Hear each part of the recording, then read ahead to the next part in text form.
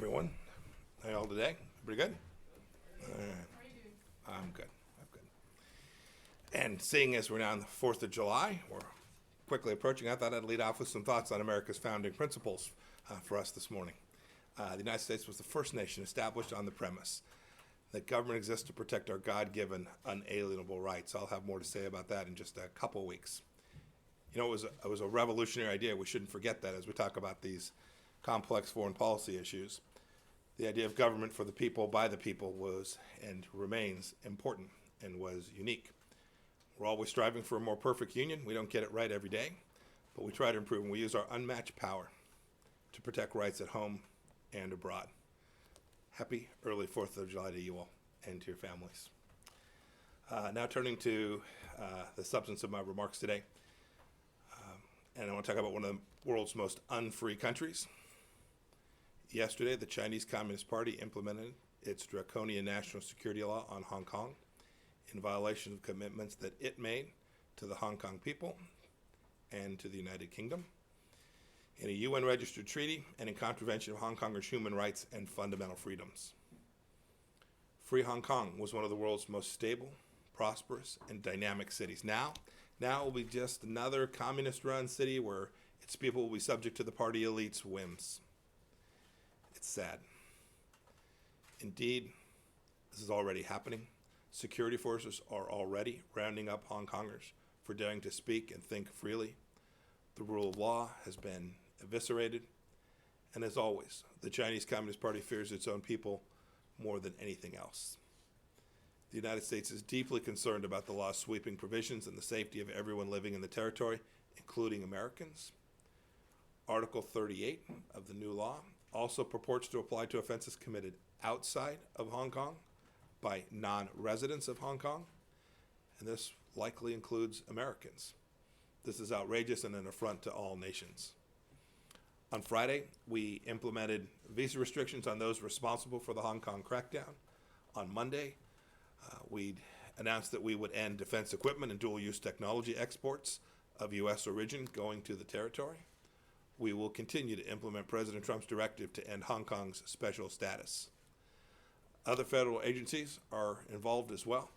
I applaud FCC Chairman Ajit Pai for designating Huawei and ZTE as national security risks. We're also continuing to take action to build on President Trump's signing of the Uyghur Human Rights Policy Act. Today, the United States Department of State, along with Treasury, Commerce, and DHS, are issuing a business advisory to companies with supply chain links to entities complicit in forced labor and other human rights abuses in Xinjiang and throughout China. CEOs should read this notice closely and be aware of the reputational, economic, and legal risks of supporting such assaults on human dignity. I want to call attention to recent credible and deeply disturbing new reports that the Chinese Communist Party is imposing forced sterilization and abortions on Uyghurs and other minorities in Western China. This shocking news is, sadly, consistent with the CCP's decades-long callous disregard for the sanctity of human life. I call on all nations, women's advocates, religious groups, and human rights organizations to stand up for the Chinese people's basic human dignity. Look, the Chinese Communist Party's brutality affects the rest of the world too. We welcome India's ban on certain mobile apps that can serve as an appendages of the CCP's surveillance state.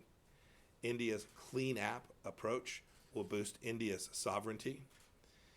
It will also boost India's integrity and national security, as the Indian government itself has stated. Today, Canada's National Day celebrations are dimmed by the CCP's recent decision to bring trumped-up espionage charges against Michael Korvig and Michael Spavor. The CCP's propagandists have implied that these two Canadian citizens are hostages held in retaliation for Canada's lawful arrest of Huawei's executive. She is charged by the Department of Justice with bank fraud, wire fraud, and conspiracy to commit bank and wire fraud. I commend the Canadian government for standing firm and backing their independent legal system. Hostage-taking for political gains puts China in league with the Irans and Venezuelas of the world. The two Mikes need to come home now.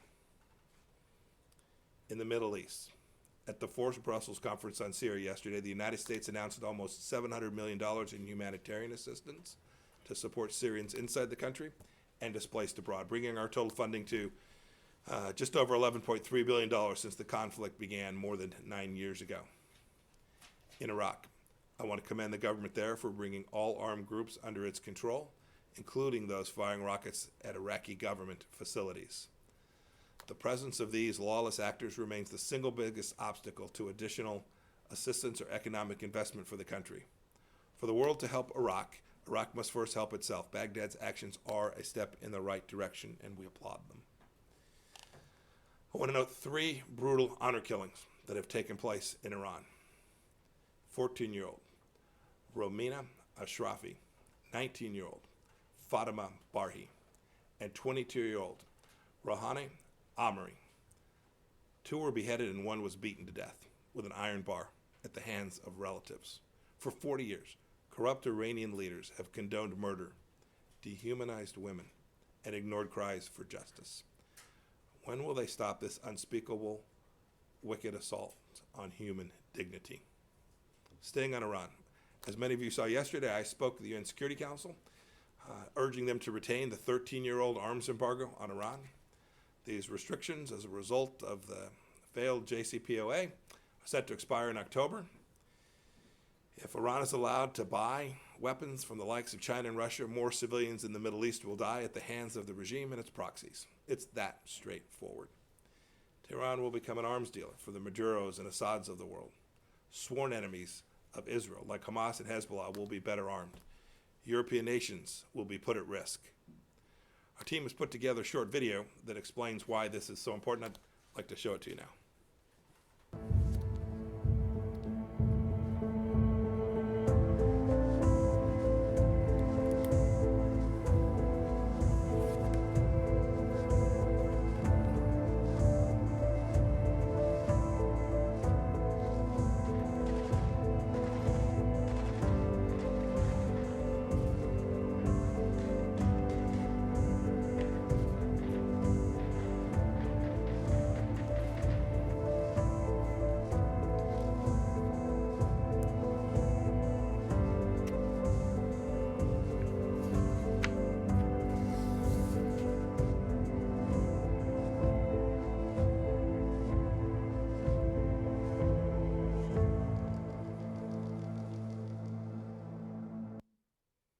So when you all hear about legal niceties and complexities and international fighting about what the right course of action is, remind yourself about what happens to the world if this arms embargo is lifted.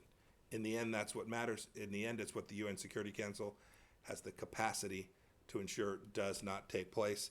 I remind you to go back and look at remarks from the previous administration about the fact that the United States has the unambiguous right, without the consent of any other nation, to ensure that this arms embargo stays in place. This administration can do everything we can to make sure that that happens, to keep not only American people safe, but to reduce instability in the Middle East.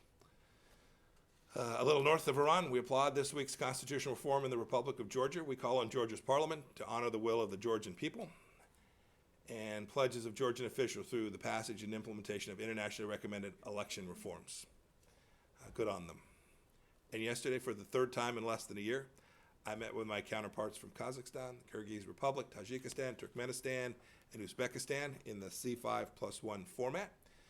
We share many goals, including peace in Afghanistan, strengthening regional trade, energy and security ties, and building resilient economies for each of those countries.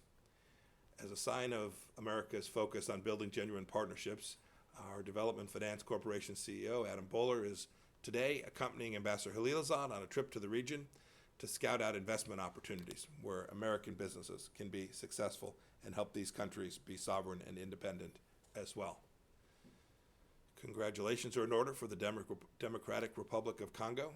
In an unprecedented ruling, President Tshisekedi's chief of staff was convicted for corruption. No one, however high in office, should be above the law. And last week, the people of Malawi elected Lazarus Chakwera as their next president. This is only the second time that a court Second time that in Africa rather, that a court has overturned a presidential election tainted by irregularities, and the only time that a re-election process has resulted in an election of an opposite party candidate. Truly a historic opportunity for the people of that country. This past week, the United States and Russia held the first round of nuclear arms control talks. Our two sides met in Vienna. They had positive, detailed discussions on a wide range of topics, including China's secretive buildup. Beijing regrettably boycotted the talks, continuing its record of secrecy and rejection of multilateralism. And on Monday, the Bureau of Energy Resources led an interagency working group as part of the U.S.-Greece Strategic Dialogue, where we're working together to diversify energy sources in Southeast Europe, develop resources together, and promote regional energy security. And finally, to our hemisphere, all 21 OAS member states voted last week to condemn the Maduro regime's attempts to suppress independent political parties in Venezuela. Our region has categorically rejected the attempts to create a phony Maduro-friendly opposition. The United States also congratulates the people of Suriname in their elections and a peaceful transition of power to a new National Assembly. We look forward to working with that new government. In contrast, it's now been 4 months since Guyana's election, long past due for a peaceful transition of power. CARICOM and the OAS have certified the recount results. They should get on with it. I've instructed my department to ensure those who undermine Guyana's democracy are held accountable. Also today, the USMCA comes into effect. It will open up new opportunities for U.S., Mexico, and Canadian business and consumers. Good news. Finally, I'll bookend my remarks by marking another anniversary. July 1st marks the 70th anniversary of the Fulbright Thailand. America educational programs and cultural programs, the world like this underscore America's respect for freedom, democracy, decency, and the respect for human rights. And with that, I'm happy to take questions from y'all this morning. Adam? Thank you, Morgan. I had two for you on Iran, if I may. One on the arms embargo. I was curious if the U.S. is willing to accept a temporary extension to potentially get Russia, China to go along with it. I was hoping you could get into the specifics of what terms are acceptable. And on the larger nuclear violations that the U.S. and now the IAEA have identified, are we looking at a menu of options for repercussions for this? And specifically, might snapback be one of those options on the menu? I was hoping you could touch on that specifically, because it seems some are making the argument that snapback accounts for the arms embargo and, of course, all other restrictions. So I was hoping you could talk about that a bit. So first of all, our objective is not to extend the arms embargo for another short period of time. That's how we got into this mess, right? The arms embargo should be lifted when the Islamic Republic of Iran begins to behave in a way that is consistent with the ability to move arms around the world, to purchase, to act in a way that's consistent with the way normal nations act. So it's not a time-limited matter, it's a conditions-based matter, and our objective is to make sure that the lifting of that arms embargo is conditions-based. And when the time is right, happy to let it happen tomorrow. But extending it for 6 months or a year or 2 years fundamentally falls into the same trap that the previous administration fell into. I know there's a bit of a straw man argument. What if you got 20 years? What if you got 50 years? What if you got 100 years? I don't want to talk about anything specific, but our objective is very clearly to say that the lifting of that arms embargo is not appropriate until such time as the world can be assured that these folks won't use those weapon systems or the money that flows from the sale of those weapon systems for malign purposes. As for the other provisions, what's happening at the IAEA, make sure everybody's up to speed. The IAEA filed a report that made very clear that the Iranians have failed to allow access to 2 sites that are suspected of potentially having engaged in nuclear activity related to their previous programs that predate the JCPOA. The Iranians continue to deny access to the IAEA. This is not about the JCPOA. This is about the NPT framework, the safeguards provisions that every nuclear power signs up for and that the Iranians have agreed to. This is outside and separate from the JCPOA. It's never been the case before that a regime has denied access to the IAEA. And so yes, in terms of how we're thinking about responding, we hope the world will see that this is a serious risk to the entire non-proliferation regime, and the United States is prepared to lead to come up with responses to this which would be appropriate and consistent with protecting and preserving that regime against Iranian intransigence that is entirely inappropriate. I hope the Iranians will change their mind. They'll allow full IAEA, unfettered, repeated, consistent access. To date, they've chosen not to do so. Nirmal? Secretary Nirmal Ghosh from Straits Times. And in remarks about a week ago at the Brussels Forum, you mentioned a review of American resources abroad, force postures and so forth, reordering. Could you tell us a little bit more about that? And specifically, does the Indo-Pacific and Asia in particular figure in that? So I'll leave specifics about force posture to Secretary Esper, but there's important foreign policy ramifications of how we think about resource allocation, how we secure American freedom. And so this is something that's been going on, frankly, since the national security strategy was laid down at roughly the beginning, outset of the administration. And so we have consistently been looking for not only how we deploy our forces, Department of Defense forces, but all of the assets that we have. How do we think about our cyber capability? How do we think about where our embassies ought to be? So the State Department's undergone a parallel process of thinking about how do we engage diplomatically, where do we need to be, where do we need to devote our resources as well. So this has been a broad national security strategic review that's thinking about how do we focus on the threats that challenge us today and not those that challenge us 10 or 20 or 30 years ago.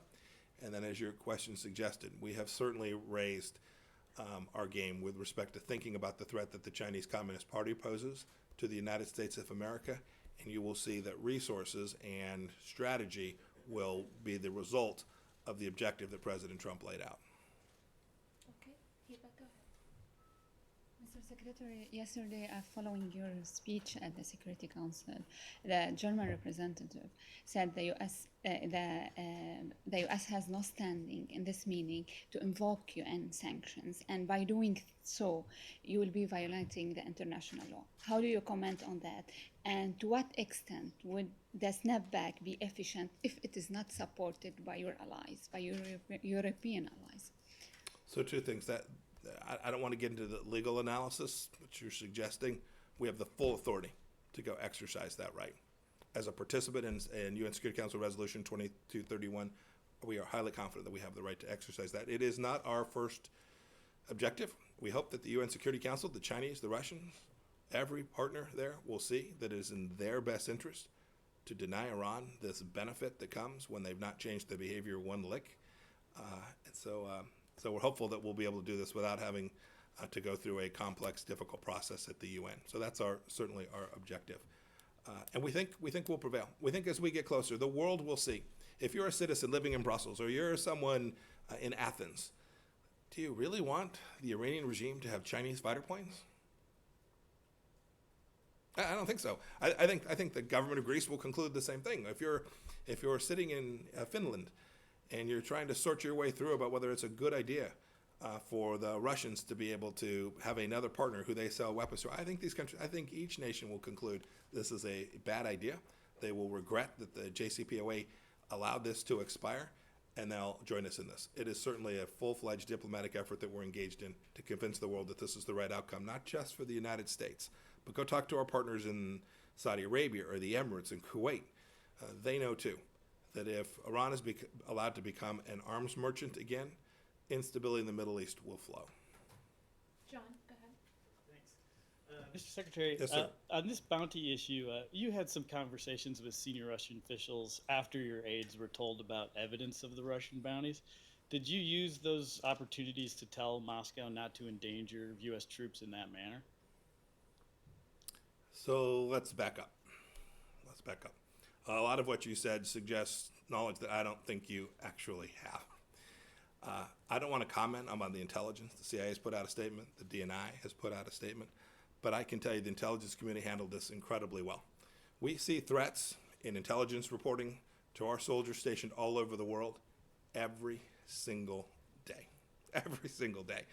And so I can assure you that whatever reporting it is that you're referring to, that we responded in precisely the correct way with respect to making sure that our forces were postured appropriately, that they were aware of the level of the threat, the credibility of the threat, and that we were there. Second, the fact that the Russians are engaged in Afghanistan in a way that's adverse to the United States is nothing new. By the way, some members of Congress are out there today suggesting that they are shocked and appalled by this. They saw the same intelligence that we saw. So it would be interesting to ask them what they did when they saw whatever intelligence is that they are referring to. They would have had access to this information as well. Not just the intelligence committees, by the way, even more broadly than that. We took this seriously.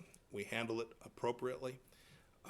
The Russians have been selling small arms that have put Americans at risk there for 10 years. We've objected to it. To your point, when I meet with my Russian counterparts, I talk with them about this each time. Stop this. We think we have a not perfect, but somewhat overlapping objective in Afghanistan. It's on their doorstep. We know they were routed in Afghanistan, right? So they have an objective there too, to reduce the risk of terrorism there. So yes, maybe not every time, but with great frequency, when I speak to my Russian counterparts, we talk about Afghanistan. We talk about the fact that we don't want them engaged in this, but it's just so everybody can be level set.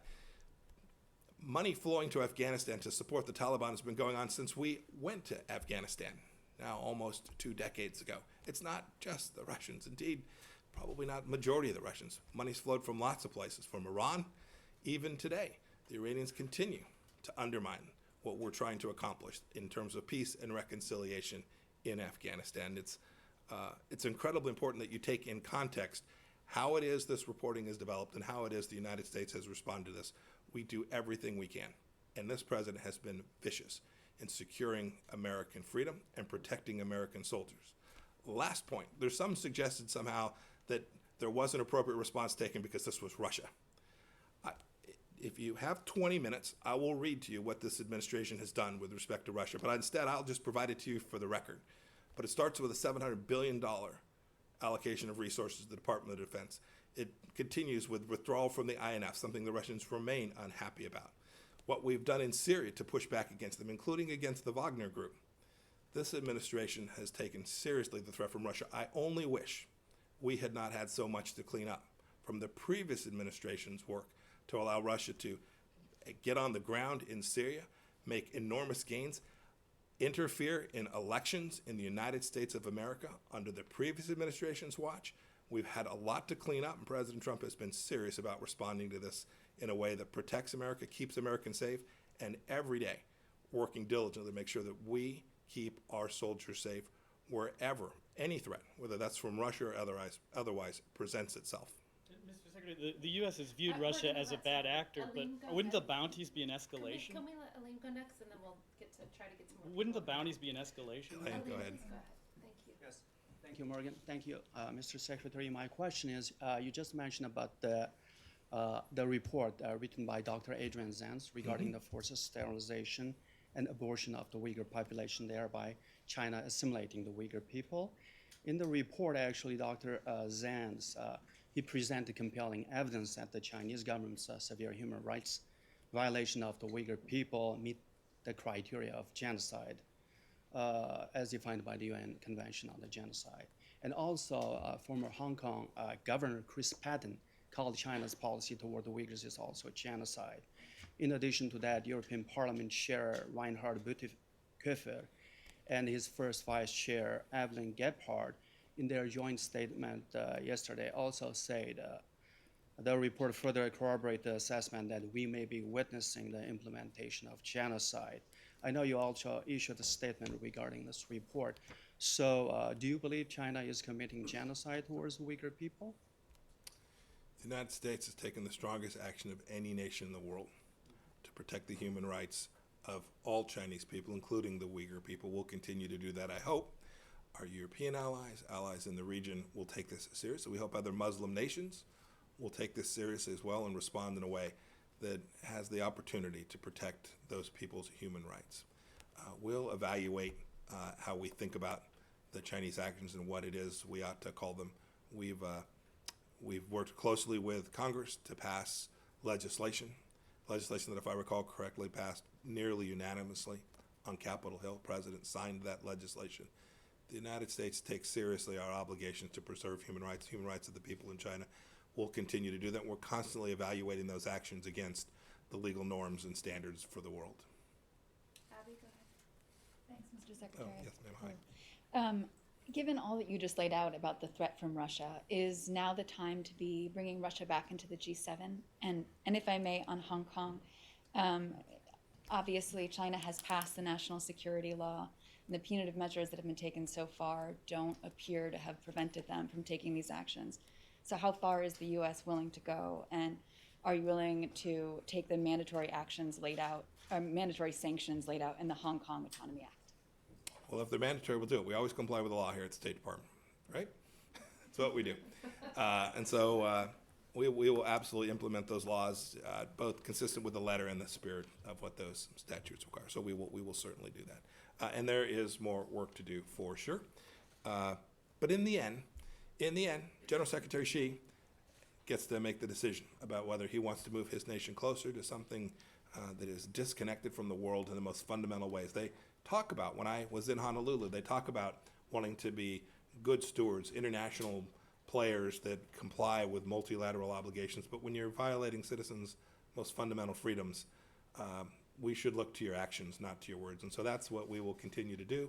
We'll continue to do all the things that we can. And importantly, we will continue to build out a global coalition that understands the challenge that the Chinese Communist Party threat places on freedom-loving peoples all across the world. This isn't a U.S.-China challenge. This is a challenge that is between freedom and authoritarianism. And so long as we keep that foremost in our minds, I'm confident that the freedom-loving peoples of the world will prevail. With respect to Russia and the G7, when they were in this, they were causing problems.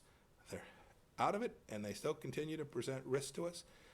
We need to talk to the Russians. And so the president gets to decide if he wants them to come to summits or not. That's his decision. I'll certainly leave that to him. But I do believe it is absolutely important that we have more frequent engagement with the Russians. You saw we had 2 days in Vienna last week to talk about really critical strategic dialogue about nuclear weapon systems proliferating around the world. I think it is wholly important and appropriate for the United States to continue to have dialogue with the Russians to convince them to change some of the activities that are inconsistent with what it is the United States needs to do to preserve security and freedom for its own people. Kylie, Hi, Mr. Secretary. Kylie, good morning. I understand you don't want to get into the specifics of this intelligence, but now that it has been... No, it's not that I don't want to. I won't, because I'm not going to further jeopardize intelligence capabilities. I'm not going to put at risk the young men and women of Afghanistan in the same way that some news organizations have done. I just simply won't engage in that, Kylie. It's inappropriate, it is dangerous, and you ought not be part of that. As a former CIA director and soldier, however, do you feel that the president should have been told about the Russian bounty being offered to the Taliban to kill U.S. troops, even if that was not fully verified intelligence?